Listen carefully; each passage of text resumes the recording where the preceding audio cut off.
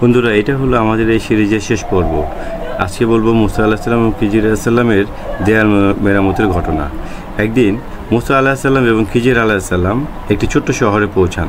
তারা ক্ষুধার্ত ছিলেন এবং লোকদের কাছে কিছু খাবার সাহায্য চান, কিন্তু কেউ তাদেরকে সাহায্য করেনি। এই শহরের মানুষ ছিল রূঢ় ও আত্মকেন্দ্রিক। হঠাৎ তারা একটি ভেঙে পড়া দেয়ালের পাশে দাঁড়ান।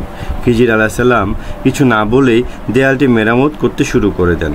মুসা আলাহিসাল্লাম তো অবাক হন, জিজ্ঞেস করলেন, আপনি সাহায্য না পেয়ে তাদের জন্য বিনা মজুরিতে কাজ করছেন কেন?